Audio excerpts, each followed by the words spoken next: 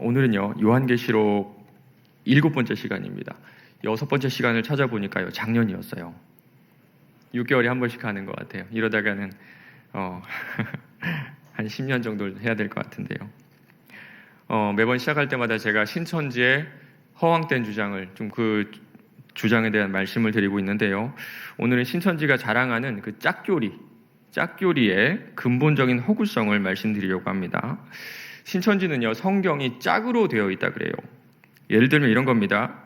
씨는 말씀, 나무는 사람, 밭은 마음, 예루살렘은 성령의 나라, 바벨론은 귀신의 나라. 이렇게 신구약의 모든 말씀이 짝을 이루고 있다고 주장합니다. 그리고 그 근거가요, 이사야 34장 16절입니다. 한번 보여주실래요? 너희는 여호와의 책에서 찾아 읽어보라. 이것들 가운데에서 빠진 것이 하나도 없고 제 짝이 없는 것이 없으리니 이는 여호와의 입이 이를 명령하셨고 그의 영이 이것들을 모으셨음이라. 그럴싸하죠. 여호와의 책에서 찾아보니까 짝이 없는 것이 없다. 그래서 모든 말씀에는 뭐가 있습니까? 짝이 있다. 이렇게 주장하는 겁니다. 그런데요, 조금만 더 생각해보면 정말 조잡한 주장이에요. 전문가들이 평가하는 대로 신천지의 교리는요, 이단의 교리 중에 아주 저급한 교리, 그러니까 논리성이 많이 떨어지는 그런 교리입니다. 신천지가 잘한 게 뭐냐 하면요, 한 구절을 가져다가 그 구절에 있는 내용만 그대로 쓰는 거예요. 사실 오늘 말씀도 34장 16절만 따로 떨어져 있는 게 아니라 34장 안에 16절이 들어가 있는 거잖아요. 그렇다면 16절은 어떤 상황에 들어가 있는 걸까요? 우리 말씀 한번 보여주실래요? 제가 13절에서 읽어드릴게요. 그 궁궐에는 가시나무가 나며 그 견고한 성에는 엉겅퀴와 새품이 자라서 승냥이와 굴과 타조의 처소가 될 것이니 들짐승이 이리와 만나며 순염소가 그 동류를 부르며 올빼미가 거기서 살면서 쉬는 처소로 삼으며 부엉이가 거기에 깃들이고 알을 낳아서 까서 그 그늘에 모으며 솔개들도 각각 제 짝과 함께 거기에 모이리라. 34장은요, 에돔에 대한 멸망의 말씀입니다. 지금은 강성하지만 하나님께서는 에돔을 망하게 하실 것이고, 망한 후 에돔 땅은요, 사람이 아니라 짐승들이나 사는 척박한 땅이 될 것이다. 그 말씀을 하고 계시는 거예요. 그러면 한번 13절부터 16절까지 쭉 이어서 볼까요? 한번 보여주세요. 16절에 이것들 가운데서 할 때 이것들이 성경책일까요? 아니면 위에 있는 들짐승일까요? 예, 상식적으로 들짐승이죠. 들짐승들이죠. 그런데 성경에 짝이 있다는 이런 말도 안 되는 주장을 하기 위해서 앞의 내용들을 싸그리 무시해버리는 겁니다. 이렇게 코미디 같은 주장을 하는 한 가지 이유가 더 있는데요. 이 짝이라는 말에 두 가지 뜻이 있기 때문이에요. 그 다음 장면도 보여주세요. 예. 한글 성경을 번역한 분은요, 이 짝이라는 말을 배필, 배우자, 이런 뜻을 가진 짝으로 번역했는데, 신천지는 이것을 뭐라고 했습니까? 1번 뜻인 둘이 서로 어울려 한 벌이나 한 쌍을 이루는 것에 각각을 세는 단위. 전혀 다르게 이해하고 있는 겁니다. 그래서 새번역 성경은요, 16절을 이렇게 번역해놨어요. 주님의 책을 자세히 읽어보아라. 이 짐승들 가운데 어느 것 하나 빠지는 것이 없겠고 하나도 그 짝이 없는 짐승은 없을 것이다. 주님께서 친히 그 입을 열어 그렇게 되라고 명령하셨고 주님의 영이 친히 그 짐승들을 모으실 것이기 때문이다. 여기 어디에 말씀에 짝이 있다는 그런 내용이 있나요? 다시 한번 말씀드리지만 신천지는요, 원어로 성경을 읽을 수 있는 능력이 전혀 없는 그런 집단이고요, 영어로도 못 읽어서 이런 오류, 이런 말도 안 되는 이런 코미디 같은 주장을 하는 겁니다. 신천지에 빠지는 이유는 여러 가지가 있겠지만 제가 늘 말씀드린 이유가 있죠. 뭐라 그랬습니까? 왜 그렇다 그랬죠? 예, 무식해서 그렇습니다. 정말 그래요. 정말 무식해서 그렇습니다. 아는 게 없기 때문에, 성경을 제대로 읽어내지 못하기 때문에 그런 교리에 빠지게 되는 겁니다. 스스로는요, 말씀을 잘 알고 있고 진리 운운하면서 거룩한 척은 다 하지만 사실 그 속 안에는 아무것도 들어있지 않은 사람들, 바로 그 사람들이 오늘 말씀에 나옵니다. 오늘 말씀 요한계시록 3장 1절에서 6절까지 제가 읽어드리겠습니다. 4대 교회의 사자에게 편지하라. 하나님의 7영과 7뼈를 가지신 이가 이르시되 내가 내 행위를 아노니 내가 살았다 하는 이름을 가졌으나 죽은 자로다. 너는 일깨어 그 나무가 죽게 된 것을 굳건하게 하라. 내 하나님 앞에 내 행위에 온전한 것을 찾지 못하였노니 그러므로 내가 어떻게 받았으며 어떻게 들었는지 생각하고 지켜 회개하라. 만일 일깨지 아니하면 내가 도둑같이 이르리니 어느 때에 내게 이를지를 내가 알지 못하리라. 그러나 4대에 그 옷을 더럽히지 아니한 자 몇 명이 내게 있어 흰 옷을 입고 나와 함께 다니리니 그들은 합당한 자인 연고라. 이기는 자는 이와 같이 흰 옷을 입을 것이요 내가 그 이름을 생명책에서 결코 지우지 아니하고 그 이름을 내 아버지 앞과 그의 천사들 앞에서 시인하리라. 귀 있는 자는 성령이 교회들에게 하시는 말씀을 들을지어다. 아멘. 오늘 말씀에 나오는 사대라는 도시는요, 아주 매력적인 도시였습니다. 그 사대라는 도시에는요, 팩톨로스라는 강이 있었는데 그 강에는 사금이 있었대요. 강에 있는 모래에 그 금이 이렇게 섞여 있는 겁니다. 여러분 혹시 사금을 채취하는 것을 보신 적 있나요? 접시에다가 모래를 이만큼 떠놓고 흐르는 물에 이렇게 살살살살 흔들면 밀도가 낮은 모래는 떠내려가고요. 밀도가 높은 금이 그 용기에 그대로 남아있죠. 사금을 채취하는 방송을 본 적이 있는데요. 돈벌이가 꽤나 된다 그래요. 이 팩톨로스 강에는 사금이 많아가지고 자연스럽게 이 사대라는 도시도 부자 도시가 되었다고 합니다. 그리고 부자 도시들은 어쩔 수 없이 좀 침략을 많이 받는다 그러는데요. 사대는 위치가 좋아서 이 침략으로부터도 자유로웠다고 해요. 해발 450m의 도시가 있었는데요. 삼면이 절벽이었습니다. 그리고 도시로 들어온 길은요, 가파른 산길 하나였어요. 적이 쳐들어와도요, 삼면이 절벽이니까 삼면은 막을 필요도 없고요. 좁은 길 하나만 막으면 됩니다. 10만 명이 쳐들어오든 100만 명이 쳐들어오든 그 길로는요, 한두 명밖에 들어오지 못하기 때문에 막는 것이 어렵지 않았다 그래요. 그런데 언제나 뛰는 놈 위에 나는 놈이 있죠. 이 역사적으로 사대가 2번이나 크게 점령당했는데 똑같은 방법으로 당했습니다. 기원전 549년에 우리가 잘 아는 페르시아의 왕 고레스가 쳐들어왔습니다. 그런데 그 당시에 4대의 왕이었던 크로이소스는 절대로 우리가 정복당할 거라고 생각하지 않았어요. 왜냐하면 삼면이 절벽이고 도시로 들어온 길이 몇 개라 그랬죠? 하나.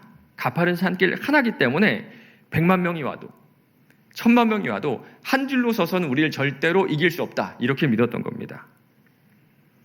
그런데 고레스는요, 전혀 다른 전략을 세워요. 어디로 왔을까요? 네, 맞아요. 절벽을 기어서 올라간 겁니다. 4대의 모든 시민들은 그 누구도 이 450m의 절벽을 기어 오를 거라고 생각하지 않았습니다. 그래서 절벽 쪽에는요, 경비병을 한 명도 세워놓지 않았다 그래요. 그런데 고레스는 바로 그 점을 노린 겁니다. 페르시아 군인 한 명이 절벽을 타고 올라가서 성으로 들어가 그 성문을 활짝 열어놓은 거예요. 성문이 열린 이 난공불락의 요새였던 사대는 쉽게 정복당하고 말았다고 합니다. 그리고 350년 후에도 똑같은 방법으로 정복당하는데요. 그 뒤에는 힘 있는 도시가 아니라 완전히 힘이 없는 그런 도시가 되어버리고 말아요. 과거의 영광이 다 사라져버린 겁니다. 예수님이 탄생하시기 한 100년 전부터는요, 로마의 지배를 받게 되는데요. 기원전 17년, 그러니까 예수님 탄생하시기 17년 전에 큰 지진이 있어서 이 도시가 완전 폐허가 되고 맙니다. 그런데 이 폐허가 된 도시를요, 로마의 황제였던 티베리우스가 멋지게 재건을 해줘요. 그 이후에 어떤 일이 생겼을까요? 맞아요. 황제에게 충성을 다합니다. 황제에게 충성을 다하는 의미로 황제의 얼굴을 넣은 금화도 제작했다 그래요. 큰 지진 이후에 4대의 분위기는 어땠을까요? 보통 죽음 직전까지 경험하신 분들을 보면요, 좀 죽음을 초월해가지고 사시는 것 같아요. 4대가 그랬습니다. 죽음을 경험하고 나니까요, 이제는 이 땅에서의 삶보다 사후세계, 영혼 불멸, 이런 것들에 관심을 가지게 된 거예요. 그러다 보니까 자연스럽게 여러 신들을 섬기게 됐고요. 신들을 섬기고 또 자연을 숭배하는 일들이 만연했다고 합니다. 그리고 특이하게요. 사대에는 아주 큰 유대인의 회당이 있었다 그래요. 이 말이 뭐냐면요. 그 사대에 유대 공동체가 힘을 가지고 있었다 그런 뜻입니다. 그래서 어느 학자는요. 사대에 있는 기독교인들이 이 강력한 유대 공동체와 연합해서 평안함을 누리지 않았겠느냐 이렇게 추측하는데요. 맞는 말 같아요. 종교가 만연한 사회, 유대인들이 힘을 가진 공동체, 이런 환경 속에서 그리스도인들은요. 여기저기 편승해서 평탄하게 잘 살았을 가능성이 크다고 합니다. 그런데 오늘 이 교회에 예수님께서 찾아가시는데요. 심상치가 않습니다. 예수님은요. 하나님의 7영과 7별을 가지시니라고 묘사가 되죠. 먼저 하나님의 7영을 가졌다. 하나님의 7영을 가지시니 이 말이 무슨 뜻일까요? 이사야서 11장 2절입니다. 그의 위에 여호와의 영, 곧 지혜와 총명의 영이요 모략과 재능의 영이요 지혜와 여호와를 경외하는 영이 강림하시리니. 이사야는요 성령의 7가지 특징을 얘기합니다. 여호와의 영, 지혜의 영, 총명의 영, 모략의 영, 재능의 영, 지식의 영, 여호와를 경외하는 영. 맞습니다. 7가지 영을 가지셨다는 뜻은요 성령을 온전히 소유하신 분이라는 뜻입니다. 그렇다면 7별을 가졌다. 이 뜻은 뭘까요? 계시록 1장 20절입니다. 7별은 7교회의 사자요. 여기 나온 교회의 사자는요, 교회를 보호하는 천사 혹은 교회를 보호하는 어떤 천상적인 존재라고 할 수가 있습니다. 그래서 7별을 가졌다. 이 말은요, 예수님께서 교회를 주권적으로 보호하시는 분이다. 이런 뜻이에요. 정리해보면요, 예수님은 성령을 온전히 소유하시고 마치 목자처럼 교회를 지켜 보호하시는 분이다. 그런 뜻입니다. 지금까지 제가 요한계시록 설교하면서 이런 말씀 드렸습니다. 각 교회를 찾아가시는 예수님의 모습이 다 다른데 그 이유는요. 각 교회의 부족한 것들을 보여주시기 위함이다. 그렇다면 오늘 4대 교회에 부족한 게 뭘까요? 맞습니다. 성령과 목자. 성령과 목자. 뭔가 이상하죠? 교회인데 그 교회 안에 성령이 계시지 않고 그 교회를 이끌 목자가 없는 겁니다. 편지의 시작도 심상치가 않습니다. 원래는요, 다 칭찬으로 시작하거든요. 지금까지 에베소, 서머나, 버가모, 두아디라 교회는요, 잘못한 점도 있었어요. 그런데 칭찬할 점도 있었습니다. 그래서 먼저 칭찬을 하시고 그 다음에 책망을 하시는데요. 4대 교회는요, 칭찬이 없어요. 사실 책망도 없습니다. 누군가를 혼내고 책망하는 거는요, 사실 뭔가 좀 가능성이 있을 때 그때 혼내기도 하고 책망하기도 하잖아요. 근데 4대 교회는요, 그런 것도 하나도 없었던 겁니다. 1절 보세요. 네가 살았다 하는 이름은 가졌으나 죽은 자로다. 마치 우리가 맑은샘 광천교회라는 이름을 가진 것처럼 이 4대 교회도 4대라는 그런 이름이 있었습니다. 그런데 모든 것을 꿰뚫어 보시는 우리 예수님께서 보실 때 4대라는 이름은 있었는데 완전히 죽어버린 생명력이 없는 그런 교회였다는 겁니다. 아마 이 말을 들은 4대 교회 교인들은 의아했을 거예요.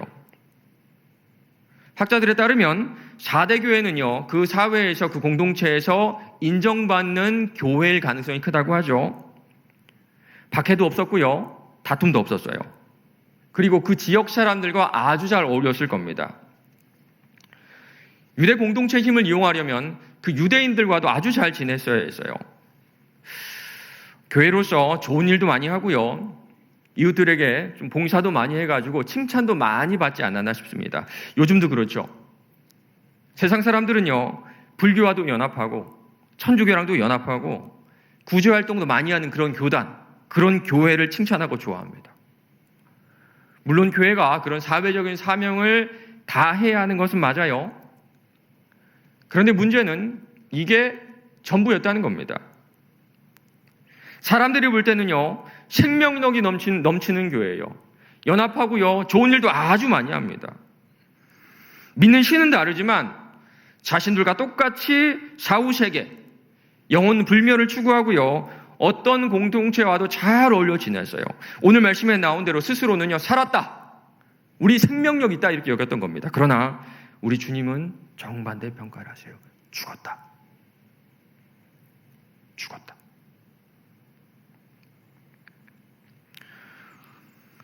존 메가더라는 목사님은요, 죽은 교회를 이렇게 설명합니다. 종교적인 전통을 따를 뿐 참된 믿음이 없는 교회, 예전과 형식에만 관심이 있고 참된 예배는 없는 교회, 사회적인 문제를 해결하고 공공의 복지를 증진시킨 일에만 전념할 뿐이지 삶을 변화시키는 복음의 능력을 전하지 않는 교회, 하나님의 말씀보다 사람들의 견해와 유행만을 따르는 교회, 영적인 것은 추구하는 척 신용만 하고 온통 물질적인 것만을 추구하며 성경의 가르침을 온전히 따르지 않는 교회, 이런 교회들은 모두 죽었다.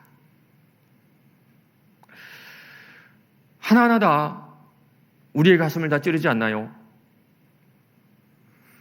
종교적인 전통, 형식에 목숨을 거는 교회들이 있습니다. 뭔가 새로운 것을 시도하려고 하면 딱 잘라서 말합니다. 우리는 그렇게 본 적이 없어요. 반대로 시대와 맞지 않아서 변화를 주려고 하면 그것도 딱 잘라서 말합니다. 우리는 예전부터 이렇게 해왔어요. 어떤 교회 가보니까요, 2020년인데 1980년 같아요. 물론 개 교회마다의 전통을 지키는 것이 나쁜 것은 아닙니다. 그러나 어느 순간부터는 본질은 사라져버리고 그 전통, 그 절차가 우상이 되어버리고 말아요. 영적인 것은 추구하는 척 신용만 하고 온통 물리적인 것만을 추구하는 교회는 또 어떠세요? 언젠가부터 교회도 투자 대비 결과가 나와야 되는 곳이 되어버린 것 같습니다. 겉으로는 영적인 것을 추구하지만 그 이유가 양적인 것을 위한 경우가 얼마나 많은지 몰라요.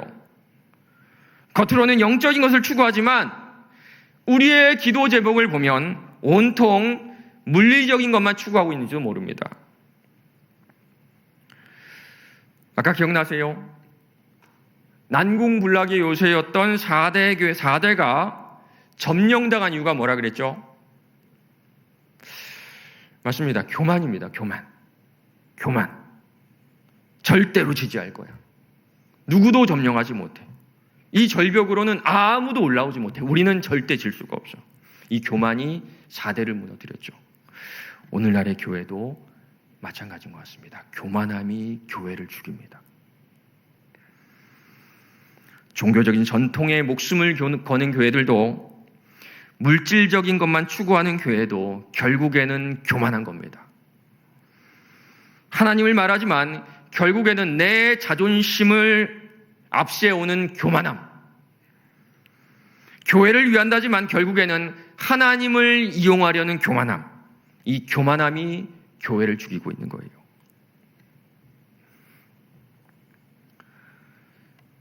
그런데 지금 여러분이 잘못 생각하고 계시는 것이 한 가지가 있는 것 같습니다. 지금 제가 요한계시록을 설교하면서 교회의 문제를 지금 지적하니까 대형교회, 아니면 한국교회 전체, 아니면 우리 교회를 떠올리실 것 같아요. 그래, 큰 교회가 문제야. 그래, 한국교회는 다 썩었어. 맞아. 우리 교회도 문제가 있는 것 같아. 그런데 오늘 말씀은요, 한국교회만 주신 말씀도 아니고요, 대형교회만 주신 말씀도 아니고요, 우리 교회만 주신 말씀도 아닙니다. 이 말씀은요, 모든 교회에게 주시는 말씀이고 그 교회의 본질은 여러분 한 명 한 명인 것을 아셔야 돼요. 너희 몸은 너희가 하나님께로 받은 바 너희 가운데 계신 성령의 전인 줄을 알지 못하느냐. 우리가 교회예요. 여러분 한 명 한 명이 교회입니다. 오늘 예수님은요, 지금 4대의 교회에게 말씀하고 계시지만 궁극적으로는 여러분 한 명 한 명에게 말씀하고 계시는 겁니다. 그러면 똑같은 질문을 여러분 각자에게 하셔야 됩니다. 여러분은 살아있는 교회 맞습니까?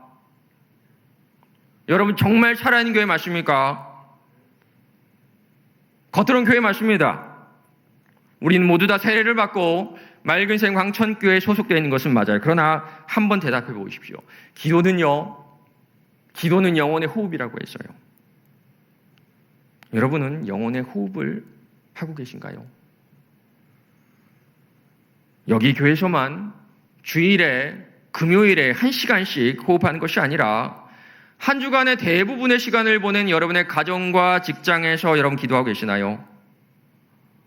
지금 저는요, 여러분 영혼의 호흡을 하고 계시나요? 묻고 있는 겁니다. 말씀은 생명의 양식이라고 했어요. 여러분 양식 잘 드시고 계신가요? 식사는 하루에 3번 하시죠. 간식에 커피까지 더하면요, 훨씬 더 여러 번 드실 겁니다. 그러면 말씀 어떠세요?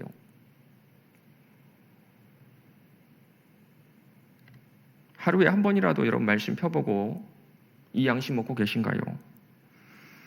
아마 그런 분들도 계실 것 같습니다. 그러나 먹는 것으로 끝나서는 안 돼요.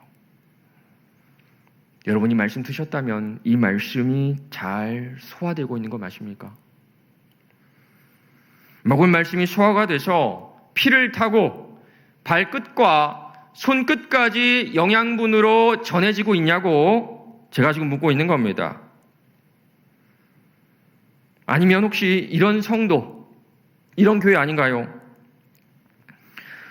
종교적인 전통을 따를 뿐 참된 믿음이 없는 성도, 예전과 형식에만 관심이 있고 참된 예배는 없는 성도, 사회적인 문제를 해결하고 공공의 복지를 증진시키는 일에만 전념할 뿐이지 삶을 변화시키는 복음의 능력을 전하지 않는 성도, 하나님의 말씀보다 사람의 견해와 유행만을 따르는 성도, 영적인 것은 추구하는 척 신용만 하고 온통 물질적인 것만을 추구하며 성경의 가르침을 온전히 따르지 않는 성도. 만약 그렇다면 오늘 이 말씀은요, 우리 주님이 여러분에게 하시는 말씀입니다. 네가 살았다 하는 이름을 가졌으나 죽은 자로다, 죽은 자로다, 죽은 자로다. 여러분 참된 성도 맞으시나요?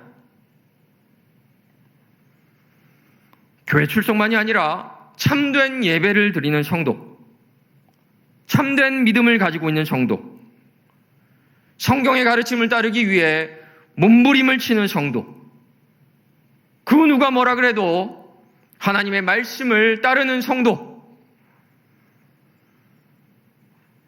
앞장에 나오는 서머나 교회는요, 이런 칭찬을 받습니다. 내가 네 환난과 궁핍을 알거니와 실상은 네가 부유한 자니라. 사대교회는 이런 책망을 듣죠. 네가 살았다는 이름을 가졌으나 죽은 자로다. 여러분 어느 쪽이세요? 환난과 궁핍 가운데 있지만 마음의 부요함을 느끼시나요? 아니면 아무런 박해도, 아무런 어려움도, 고난도, 고통도 없고 인정받고 평탄하게 신앙생활을 해도 사실 내가 바라보는 내 신앙생활은 죽은 성도, 영혼의 호흡이 멎은 성도, 말씀의 양식을 먹지 않아도 살아있는 성도. 여러분은 부요한 성도이신가요? 아니면 죽은 성도이신가요? 우리의 깊은 것까지 꿰뚫어 보시는 우리 주님께서 보실 때 여러분은 죽은 성도이신가요? 아니면 살아있는 성도이신가요? 저는 참 부끄럽습니다. 이 말씀을 전하는 저야말로 살았으나 죽은 자거든요. 그런데요, 우리가 이 말씀을 들으면서 마음에 가책이 있다면 우리 안에 아직 생명이 남아있는 겁니다. 사대교회도 그래요. 완전히 죽진 않은 것 같습니다. 그 안에 아주 미약하나마 생명력이 남아 있었습니다. 그래서 우리 예수님은 영적으로 거의 죽은 그들에게 회복을 위한 말씀을 주세요. 먼저 일 깨는 겁니다. 쉬운 말로 정신 차리는 거예요. 정신 차리고 지금 너희들의 상태를 직시하라고 하세요. 맞습니다. 조금만 정신을 차리고 우리 자신을 보면요, 죽었는지 살았는지 알 수가 있어요. 아마 이 말씀을 듣는 순간 사대교회 교인들은 정신이 번쩍 났을 겁니다. 두 번째는요, 그 남은 바를 굳건히 하는 거예요. 사대교회는 완전히 시체 같은 그런 교회였습니다. 그러나 아직 살아있는 것이 조금 있었던 것 같아요. 사람들이 볼 때는 반대였습니다. 살아있는 것이 대부분이고 개선해야 될 것이 아주 조금인 교회. 그러나 우리 주님 이렇게 말씀하시죠. 내 하나님 앞에 내 행위에 온전한 것을 찾지 못하였노니, 살아있는 것을 거의 찾아볼 수 없었다는 겁니다. 그러나 혹시라도 아주 조금의 경건이 남아있거나 그리스도를 향한 진실한 마음이 아주 조금이라도 남아있으면 거기서부터 시작하라고 하세요.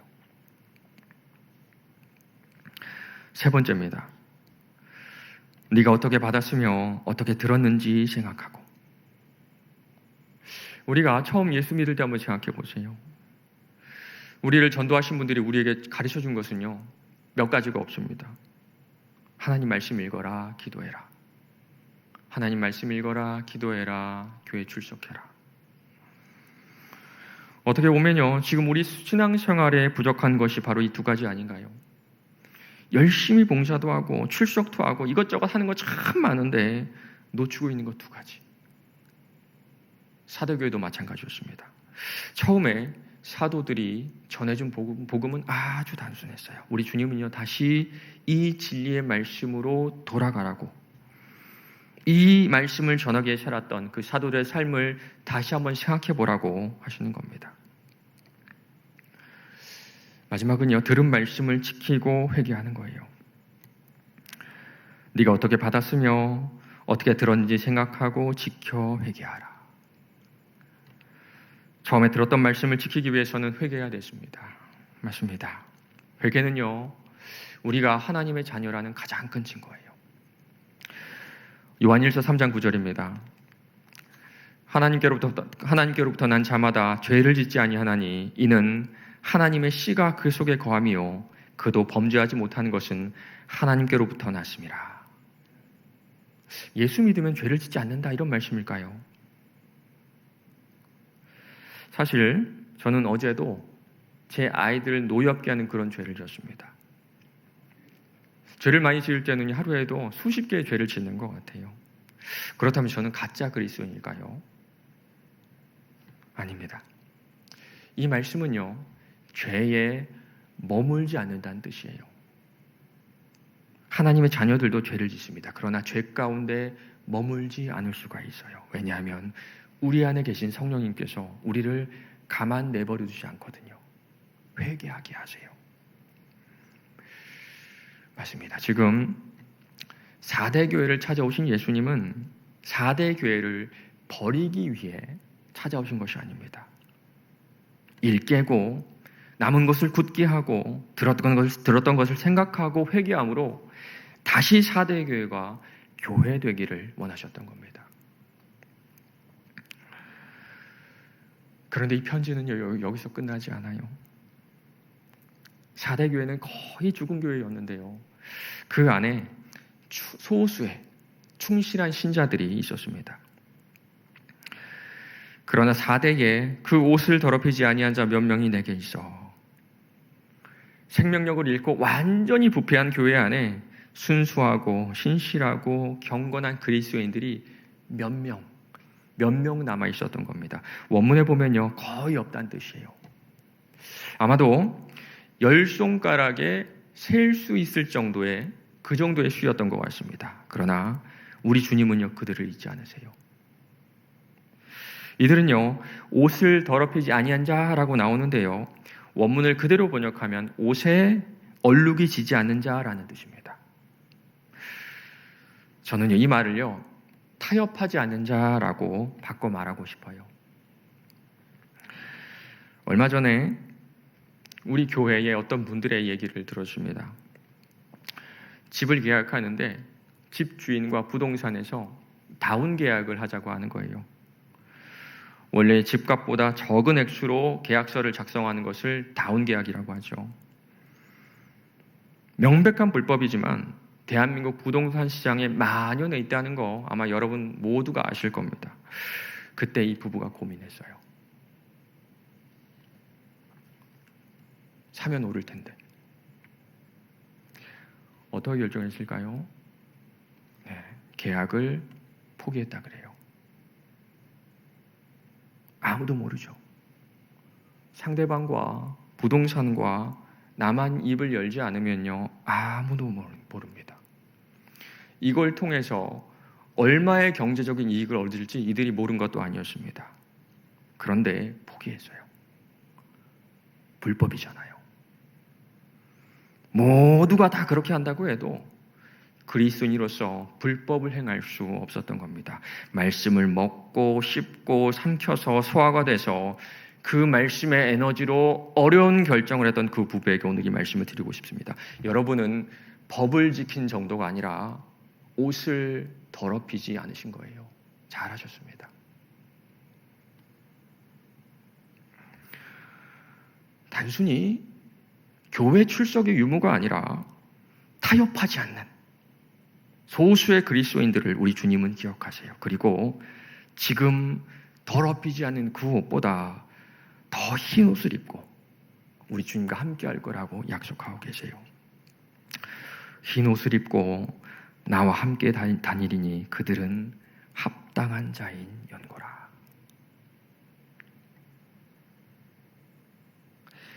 사실 오늘 말씀은요, 말씀을 전하는 저에게도 참 불편한 말씀이에요. 저만 해도 타협하지 않는 소수의 그리스도인은 아니거든요.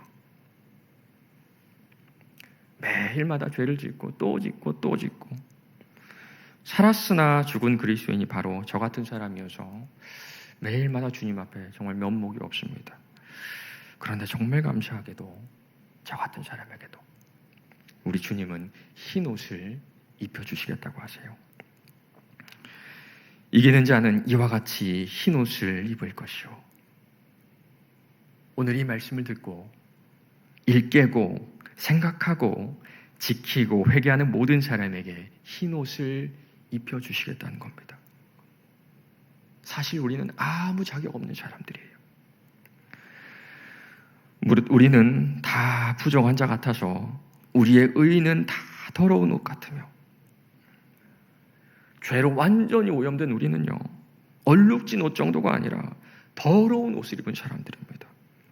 그리고 그 옷을 더 더럽히는 것밖에 할 수 없는 그런 존재들이에요. 미워하고요, 용서하지 못하고요, 교만하고요, 탐욕과 정욕으로 여전히 헛된 것을 쫓으며 살아가죠. 그러나 우리 주님은 우리의 더러운 옷을 다 가져가시고 당신의 피로 씻은 그 하얀 옷을 우리에게 입혀주시겠다 약속하시는 겁니다. 내가 말하기를 내 주여 당신은 아시나이다 하니 그가 나에게 이르되 이는 큰 환난에서 나오는 자들인데 어린 양의 피에 그 옷을 씻어 희게 하였느니라. 우리가 예수를 구주로 고백할 때 그리스도는 당신의 밝고 흠없는 옷으로 우리의 더러운 모습을 가려주세요. 말씀을 맺겠습니다. 완전히 죽은 것 같은 이 4대 교회에 보내는 편지 말미에는요, 영광스러운 희망이 가득합니다. 정신 차리고 말씀을 붙들고 회개한 이들에게 영생의 흰 옷을 입혀주시고 그 이름을 하나님과 천사들 앞에서 시인할 거라고 약속하셨어요. 그리고 오늘 말씀도 이렇게 끝나죠. 귀 있는 자는 성령이 교회들에게 하시는 말씀을 들을지어다. 역사책에 보니까요, 4대 교회는요, 귀 있는 자들이 있었던 것 같아요. 2세기에 멜리토라는 충실한 목회자가 4대 교회를 이끌었다는 그런 기록이 있습니다. 4대 교회에 진실한 목회자가 있었다는 것은요, 이 편지를 읽고 들은 사람이 있었던 것 같아요. 읽고 가진 것을 굳게 하고 들은 바를 생각하고 그 말씀을 지켜 회개한 사람이 있었기 때문에 4대 교회가 죽지 않고 이런 훌륭한 목회자를 배출해내지 않았을까요? 오늘 주님께서 우리들에게도 또 여러분에게도 지금 말씀하고 계신 겁니다. 귀 있는 자들은 들으라. 여러분은 귀 있는 자들이신가요? 다시 한번 말씀과 기도로 생명력 있는 성도 되시기를 주님 이름으로